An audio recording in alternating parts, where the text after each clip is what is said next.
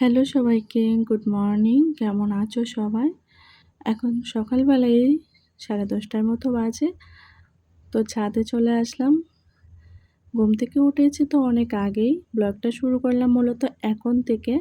আর ছাদে আসলাম, এই যে চালের গুঁড়োগুলো দেখতেছো, এগুলো হচ্ছে শীতের সময় আমি নিজেই গুঁড়ো করেছিলাম পিঠার জন্য। তো পিঠার এটা খেয়ে এটুকুনি বেঁচে আছে।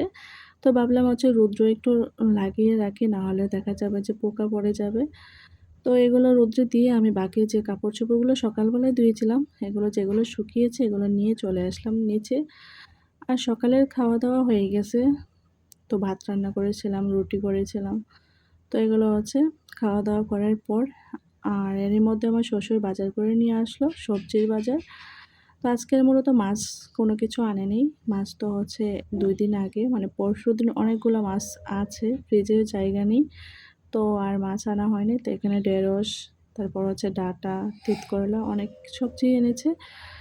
তো আমি সবজিগুলো সাইডে রেখে দিয়েছি। এরই মধ্যে রুমগুলো আগে পরিষ্কার করে নিচ্ছিলাম, ঝাড়ু দেব।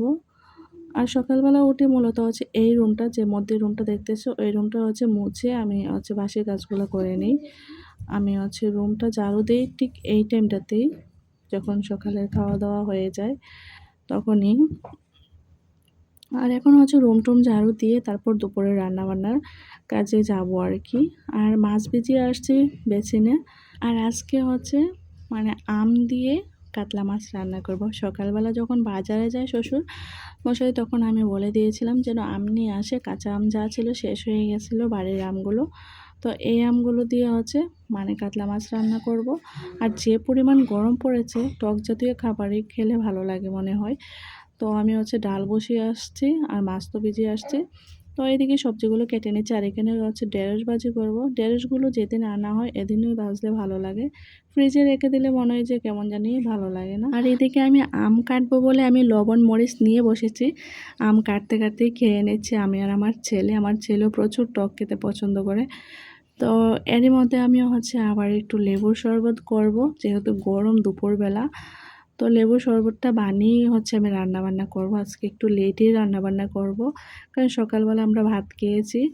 তো সমস্যা নাই, একটু দুপুরের পরে রান্নাবান্নাটা করব। আর সব কিছু আমি রেডি করে আসছি, জাস্ট এখন শুধু রান্না করার পালা। আর রেডি হয়ে গেলে কিন্তু রান্না করতে বেশি একটা সময়ও লাগে না।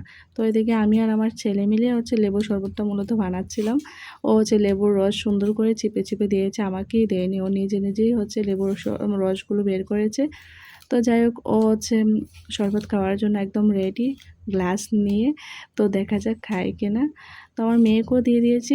আর আমি খেয়ে নিচ্ছি। ও বলছে অনেক মজা হয়েছে, মানে টেস্টি হয়েছে। তো যাই হোক, এখন আমরা লেবুর শরবত-টরবত খেয়ে এখন রান্নার রুমে আসছি।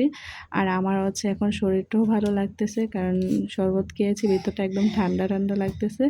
একদম ফ্রিজের জল দিয়ে আমি লেবুর শরবতটা বানিয়েছি। তার জন্য মূলত অনেক ভালো লাগতেছে। আর আমি এখানে সব মাছ একসাথে রেখেছিলাম। দেখুন, এখন কাতলা মাছ দিয়ে মূলত রান্না করব বলেছিলাম। এখন কাতলা মাছ বার করতে গিয়ে আমার অবস্থা খারাপ হয়ে গেছে। মানে ২-৩টা মানে পলিথিনে রেখেছি সব মাছ একসাথে। তো যাই হোক, আমি কাতলা মাছগুলো দেখে দেখে বের করতেছি।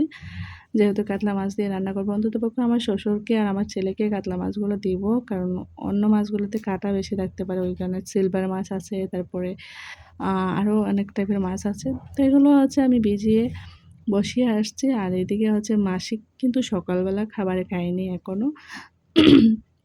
ওনাকে কিন্তু অনেকক্ষণ ধরে বলতেছি খাওয়ার জন্য। তো ফাইনালি উনি এখন খেতে বসছে। আর উনি বলতেছে নাকি চলে যাবে।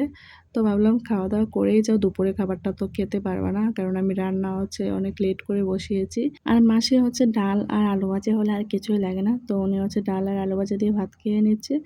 আর সকালবেলা আমি ভাত, আলু ভাজি, তারপর ডাল রান্না করেছিলাম। আর আগের দিনে মাছের ঝোল ছিল, এগুলো রেডি করে বক্সের ভিতরে দিয়ে দিয়েছি বাড়িতে যে কামলা আছে ওনাদের জন্য। আমরাও এগুলোই খেয়েছি সকালবেলা। আর এখন মাছ রান্না করব। আর এই দেখতে পারছেন, এখানে কিন্তু অনেকগুলো পিস মাছ নিয়েছি, যেন সকালবেলা ৩-৪ পিস থাকে। আমি কিন্তু মাছ খাই না, আমি একটু ঝোল দিয়ে খাবো। আর সকালের জন্য ২-৩ পিস রেখে দেবো, যেন কামলার জন্য দেওয়া যায়। না হলে দেখা যায় যে সকালবেলা উঠে রান্না করতে হয়। আর সকালবেলা একটু ভাজি আর ডাল করে নিলে হয়, মাছ রান্না করতে হয় না। তো যাই হোক, এখানে হচ্ছে দুপুরবেলা শুধু আমার ছেলে আর আমার মেয়ে খাবে, আর রাত্রেও ছেলে মেয়ে খাবে। আমি তো বড় মাছ খাবো না, আর আমার শ্বশুরও হচ্ছে তেমন একটা বড় মাছ খায় না, দেখা যায় যে ঝোল দিয়ে খেয়ে নেয়। তো এরকম ২-৪টা পিস হচ্ছে থাকবে সকালের জন্য। তো এদিকে ভাত বসিয়ে দিয়েছি, আর ভাজার ডাল তো হয়েই গেল। আর এখন হচ্ছে মাছের ঝোলটা রান্না করব, যেটা আম দিয়ে রান্না করব। তো আম দিয়ে মাছ রান্না করতে মূলত আমি হচ্ছে পেঁয়াজ সমাস দিয়ে দিয়েছি, আবার পেঁয়াজ বাটা, হলুদ, মরিচ আর কাঁচামরিচ তো প্রথমেই দিয়ে দিয়েছি। তো এখন হচ্ছে আমগুলো যে কেটে রেখেছিলাম তো দিয়ে দিয়েছি। আমের সাইজগুলো দেখুন, একেকটা একেক রকম করে কেটেছে। আসলে আম কাটার সময় ভাবছিলাম কিছুটা হচ্ছে খাওয়ার জন্য আর কিছুটা হচ্ছে রান্নার জন্য। কিন্তু দেখা গেছে যে রান্নার আমগুলো ওরা খেয়ে নিয়েছে। আর খাওয়ার জন্য যে আমগুলো এগুলো হচ্ছে রয়েছে রান্নার জন্য। তো আমার আমগুলো তো বসাতে দেখা গেছে নরম হয়ে গেছে, সেদ্ধ হয়ে গেছে। তো হচ্ছে ঝোল দিয়ে দিয়েছি। আর এখন হচ্ছে মানে বেঁচে রাখা মাছগুলো দিয়ে দেবো। বাস আমার রান্নাবান্না প্রায় কমপ্লিট হয়ে গেছে। আর এদিকে দেখুন, আমি যখন ভয়েস ওভার দিতে যাচ্ছি আমার গলাতে একটু সমস্যা দিচ্ছে। একটু কথা বলার পরপরই হচ্ছে গলাটা কেমন জানি খুশখুশি হয়ে যাচ্ছে। যার জন্য ভয়েস ওভার দিতে গিয়ে আমার একটু কষ্টও হচ্ছে আর কেমন জানি শোনাচ্ছে।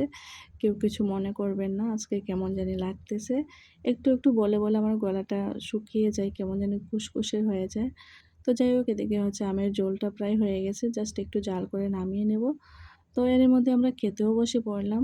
এর মধ্যে অনেক কাজ করেছি। কাপড়-চোপড় এনেছি, কাপড় গুছিয়েছি, রুম-টুম আবার পরিষ্কার করে নিয়েছি। সবকিছু তো আর ক্যামেরাতে ধরা যায় না, মানে তোলা যায় না। তো এর মধ্যে সবকিছু করে জল-টল এনে তারপর থালা-বাসন ধুয়ে এখন বসলাম ভাত খেতে। প্রায় হচ্ছে ৪টা-৫টার মতো বেজে গেছে। মানে আমরা যেহেতু সকালবেলা অনেক লেট করে খেয়েছি, তার জন্য মূলত আজকে দুপুরের খাবারটা একদম বিকালবেলা খেলাম। তো আমার ছেলের জন্য তো একটা মাছ ভাজি করেছিলাম। এই যে পুঁটি মাছটা, ও এই পুঁটি মাছটা পছন্দ করে। প্রত্যেকদিনই হচ্ছে একটা করে ভাজি করে দিচ্ছি। তো কাটা আছে প্রচুর, একটু বেছে দিতে হয়। তো আগের দিনের সকালবেলার হচ্ছে আলু ভাজি, এই যে দেশি আলু ভাজিটা ও অনেক পছন্দ করে, তো দিয়ে দিচ্ছি। আর এদিকে দেখুন, মেয়ে কিন্তু এখনো বসেনি খেতে, ও টিভি দেখতেছে। তো আজকের মতো বিদায় নিচ্ছি। সবাই ভালো থাকবেন, সুস্থ থাকবেন। টাটা।